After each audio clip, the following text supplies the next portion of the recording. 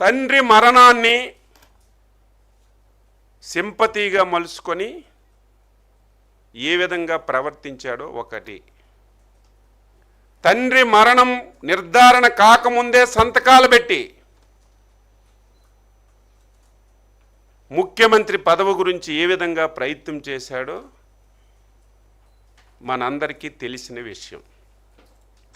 తరువాత తెలుగుదేశం పార్టీ 2014లో గెలవటం,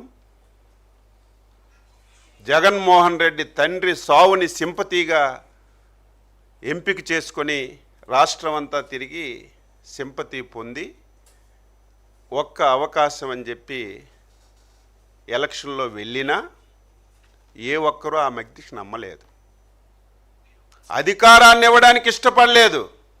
ఏ సర్వేలు చూసినా 2014, 19 మళ్ళీ చంద్రబాబు నాయుడే ముఖ్యమంత్రి అవుతారు, ఎక్కడ ప్రజల్లో కూడా వ్యతిరేకత లేదు.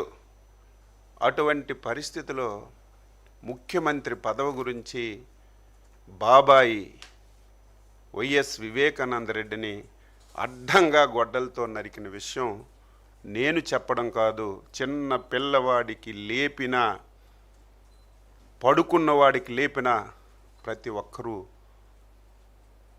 చెప్పే పరిస్థితి వచ్చిందని చెప్పి ఈ సందర్భంగా తెలియజేస్తున్నాను. తరువాత చెల్లి, నువ్వు జైల్లో ఉంటే ఏ విధంగా పాదయాత్ర చేసిందో ప్రతిరోజు ఆవిడే మాట్లాడుతుంది. ఏ విధంగా నీ గురించి, నీ పార్టీ గురించి కష్టపడిందో ఆవిడే చెప్తుంది. తండ్రి ఇవ్వవలసినటువంటి ఆస్తి కూడా ఇవ్వకుండా ఇంటిలో బయటికి పంపించిన విషయం కూడా రాష్ట్ర ప్రజలు ఒకసారి తెలుసుకోవాలి. ఎవరమైనా సరే, ఎవరి మీద వ్యతిరేకం ఉన్నా తల్లిని, తండ్రిని, చెల్లిని, కుటుంబాన్ని గౌరవిస్తారు. కానీ ఒక వ్యక్తి తన స్వార్థం గురించి, పదవి గురించి ఎవరిని దృష్టిలో పెట్టకుండా ఏ విధంగా వ్యవహరిస్తున్నాడో విఘ్నులైనటువంటి ప్రజలు తెలుసుకోవలసినటువంటి అవసరం ఉంది.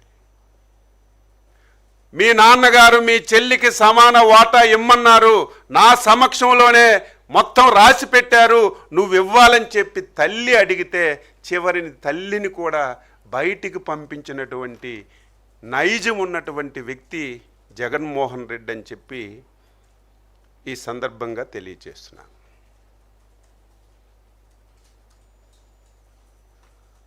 నీ మీద ఇన్ని అబండాలు వస్తే ఒక్క రోజైనా నువ్వు మాట్లాడావా? ఒక్కదానికైనా ఆన్సర్ చేసావా? నేను ఎందుకు ఇవన్నీ చెప్తున్నానంటే, మొన్నటి వరకు బొత్స సత్యబాబు గారు చెప్పినా, లేకపోతే XY మాట్లాడినా, మాకు అనుమానాలున్నా మేము ఎప్పుడూ అనుకోలేదు. కానీ ఈ పరిణామాలన్నీ చూస్తే ఆ రోజు రాజశేఖర రెడ్డి యొక్క మరణానికి కూడా నీ బాధ్యత ఉందని ఆ రోజు ఏదైతే బొత్స గారు చెప్పారో అది కూడా ఈరోజు నాకు అనుమానం వస్తుందని చెప్పి తెలియజేస్తున్నాను. ఒక సైకోకి పదవి వేగం వస్తే ఏ విధంగా ప్రవర్తిస్తాడో ది బెస్ట్ ఎగ్జాంపుల్. ఆయనకు కావలసింది పదవే. రాష్ట్రం ఎలాగున్నా పర్వాలేదు, ప్రజలు ఎలాగున్నా పర్వాలేదు, కుటుంబం విడిపోయినా పర్వాలేదు, ఆత్మీయులకి అంతమంచినా పర్వాలేదు, కావలసింది పదవి, పదవి, పదవి తప్ప ఇంకొకటి లేదు అని చెప్పి తెలియజేస్తున్నాను.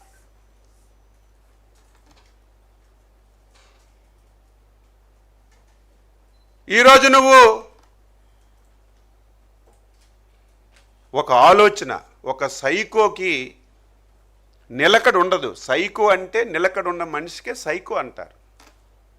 ఏ నిమిషానికి ఎలాగుంటాడో, ఏ నిమిషానికి ఏం మాట్లాడతాడో, ఏ విధానిగా ప్రవర్తిస్తాడో ఎవరికీ తెలియదు, ఆయనకే సైకో అంటారు. నేను అడుగుతున్నాను, నీకు అసలు నిలకడ ఉందా? ముఖ్యమంత్రి పదవి ఇవ్వలేదని కాంగ్రెస్ మీద నువ్వే కదా పోరాటం చేశావు. 1,00,000 కోట్లు దోచుకున్నవని కాంగ్రెస్ నీ మీద కేసు పెట్టి ప్రూవ్ చేసి జైల్లో పెడితే మళ్ళీ జైల్లో నుంచి బయటికి రావడానికి సోనియా గాంధీ మీద కాలు మీద పడి బెయిల్ తెచ్చుకునేది నువ్వే కదా. నీకేం నిలకడ?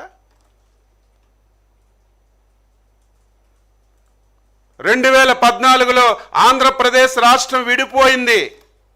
ఈ రాష్ట్రానికి రాజధాని లేదు.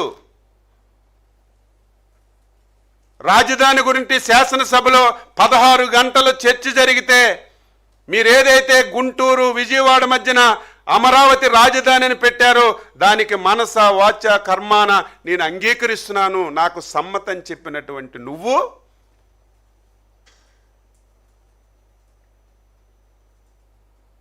2019 ఎలక్షన్లలో చంద్రబాబు నాయుడు గారే ఇల్లు కట్టుకోలేదు, నేను ఇల్లు కూడా కట్టుకున్నాను, నాకున్నటువంటి క్రెడిబిలిటీ చంద్రబాబు నాయుడు గారికి లేదు, ఇదే రాజధాని అమరావతి రాజధాని అని చెప్పినటువంటి నువ్వు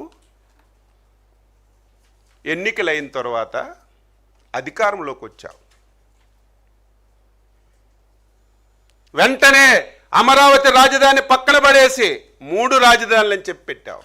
నేను మళ్ళీ చెప్తున్నాను, నీ కుటుంబం, నీ నైజం ప్రాంతాల మధ్యన తగు పెట్టడం, కులాల మధ్య తగు పెట్టడం, ఆంధ్రప్రదేశ్లో ప్రజలు ఆనందంగా ఉండడం నీకు ఇష్టం లేక 3 రాజధానులని చెప్పి 3 ప్రాంతాల మధ్య తగు పెట్టావు. 3 ప్రాంతాల్లో నీ మాట నమ్మక సైకో రోజుకొక విధం మాట్లాడుతుంటాడు. ఆయన మాట మీద ఆయనకే విలువ లేదని చెప్పి 3 ప్రాంతాల్లో కర్ర కాల్చి వాత పెట్టి ఏ విధంగా ఓడించారో మీ అందరికీ తెలుసు.